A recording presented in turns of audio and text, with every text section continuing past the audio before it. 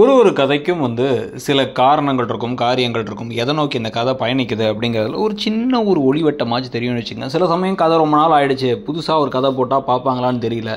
அது மாதிரி எதுவும் ஃபேமஸான கதையாக கிடைக்கல, இல்லை அந்தளவுக்கு கதையை க்ரியேட் பண்ண முடியலன்னு சொல்லிட்டு ஒரு சில கதைகளை இழுப்பாங்க.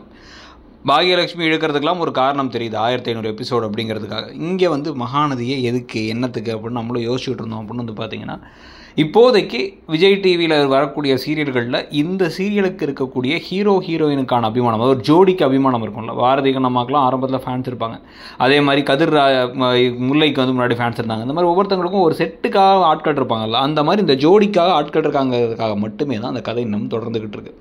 அப்போ இவங்களை சுற்றி மட்டும்தான் கதையை அமைச்சே தீரணும், வேறு வழியே இல்லை அப்படின்னு சில விஷயங்களை பண்ணுறாங்க. அதில் பார்த்திங்க அப்படின்னா நமக்கு சில பல குழப்பங்கள்லாம் இருக்குது. ஏன் அந்த கதையை இப்படி எடுத்துகிட்டு போகிறாங்க, என்னதான் பிரச்சனை அப்படின்னு பல கேள்விகள் இருக்குது. யமுனான்னு ஒரு கதாபாத்திரம்லாம் இருக்குது. இன்னுமே தன்னோட அக்காவெல்லாம் புரிஞ்சுக்காமல் நிவீனை சந்தேகப்பட்டுக்கிட்டு அவர் ஒரு வேளை அந்த பக்கமாக சாஞ்சிருவாரோ, நம்ம வாழ்க்கை போயிடுமோ அப்படின்னு சுற்றிட்டு இருக்காங்களே தவிர அவங்க இன்னும் கலெக்டர் ஆகிற மாதிரிலாம் எனக்கு ஒன்றும் தெரியல.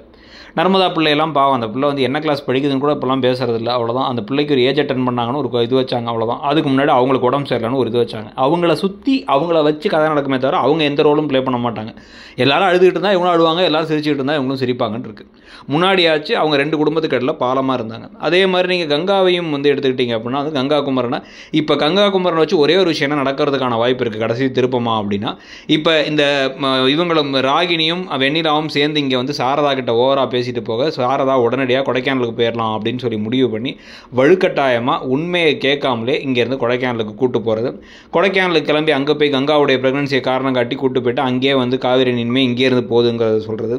உடனே இப்போ அங்கேருந்து கிளம்பி விஜய் இங்கே தேடி வர்றது, அதுக்கு நடுவில் விஜய் அடையிறதுக்கு ஏதாச்சும் ராகினியும் வெண்ணிலாவும் புது பிளான் போடுறதுன்னு கதை போகுது. ஸோ எதுவுமே எனக்கு பெருசாக தனிப்பட்ட முறையில் இன்ட்ரெஸ்டிங்காக அந்த கதை இல்லை. ஆனால் அதே சமயத்தில் அப்பப்போ ஒரு ஃபில்லர் மாதிரி சில விஷயங்களை வச்சுக்கிட்டு இவங்க தான் பண்ணாங்கன்னு எல்லாத்துக்குமே தெரியும். வில்லன் யாருன்னு கண்டுபிடிக்க கூட தேவையில்ல. ராகினி, பசுபதி, இப்போ புதுசாக வெண்ணிலா, அஜய் அப்படிங்கிற ஆட்களை வச்சு மட்டுமே கதையை கொண்டு போக போகிறாங்க. இதெல்லாம் பற்றி நீங்கள் என்ன நினைக்கிறீங்க? அந்த கதை போகிற போக்கில் என்னென்ன விஷயங்கள் பெட்டராக இருந்தால் நல்லாயிருக்கும்னு நினைக்கிறீங்க? என்னென்ன விஷயங்களை அதிகமாக இன்னும் காமிச்சா நல்லாயிருக்கும்னு தோணுதுங்கிறத சொல்லுங்கள். தேங்க்யூ.